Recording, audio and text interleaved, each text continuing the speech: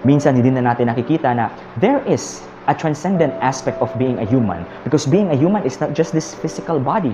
Being human is actually acknowledging that we are not the body, but we are the soul or the spirit that resides within the body. According to an old Hindu proverb, we are not human beings having a spiritual experience, but rather we are spiritual beings having a temporary human experience. This is not an accident that you are watching this video, because this message is for you. Hello everyone, Namaste. My name is TM Joseph and welcome to the Corporate Mystic. Now today we are going to discuss what is the Corporate Mystic.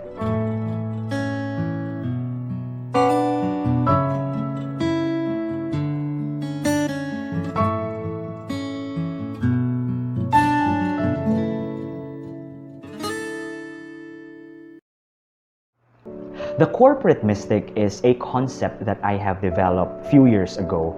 This is actually a collection of the things that I have learned during my spiritual awakening when I was on that path of self-transformation. Now, the word corporate actually represents the modern man or the man here in the 21st century.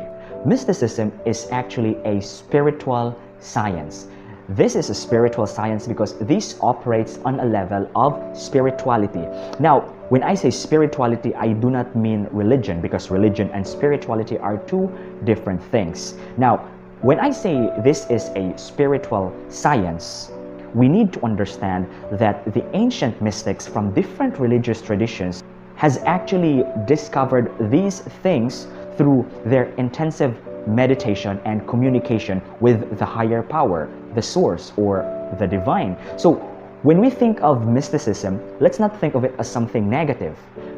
Mysticism is neutral. So the word corporate mystic actually is the idea or a concept of how the modern man, the man in the 21st century, the corporate man, will be able to navigate his life through the help of mysticism. If we go to offices, if we visit big companies, we will start to realize and see that there are actually mystics within the office. Let's say, for example, employers that are, practicing the law of attraction, or employers that are practicing the law of giving, or practicing the law of tithing. These things, nababasa natin to palagi sa Bible. Ginagawa to ng mga tao araw-araw. Hindi lang nila alam na these are actually mystical practices. So mysticism is not bad. It's not black magic. Alright? It is neutral. The only thing that's very important when it comes to practicing the corporate mysticism that I'm talking about is, first, you need to be tolerant to other religious tradition. Now, you don't have to change your religion. There's actually nothing wrong with that, because mysticism is made up of universal laws. This is a spiritual science that is applicable to everyone. For example, the law of gravity. Regardless if you're a Muslim, a Christian, a Hindu, or an atheist, kung tatalon ka sa building kapag bumagsak ka, dun sa lupa, una yung ulo mo, patay ka. Regardless of your religion, regardless of your race, regardless of your gender.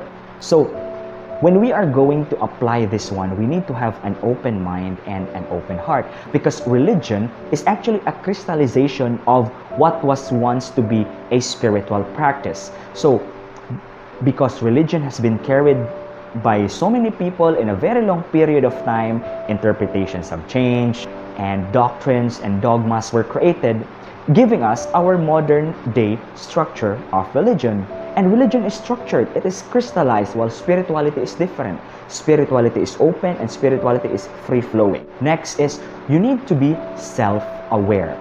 Self-awareness is very important when it comes to practicing corporate mysticism, because self-awareness will actually carry us in a way that we will progress forward and not backwards. Yung iba kasi iniisip na, alam ko ang mysticism, alam ko yung mga spiritual laws, so maybe I can use this to my advantage and I can take advantage of someone else. Now, that's a big no-no, because if yung desires kasi natin ay selfish, kapag yung desires kasi natin ay nakakasama sa ating kapwa, babalik yan sa atin.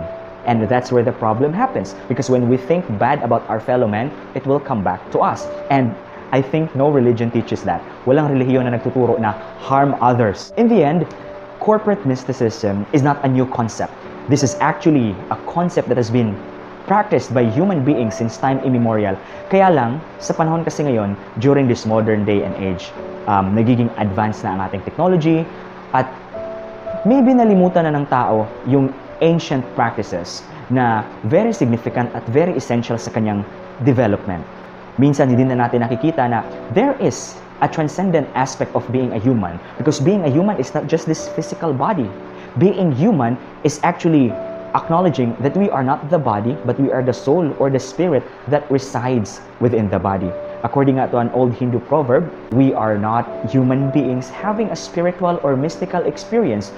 We are spiritual beings. We are mystical beings having a temporary human experience. So if this is your first time watching my video, please do click like and subscribe.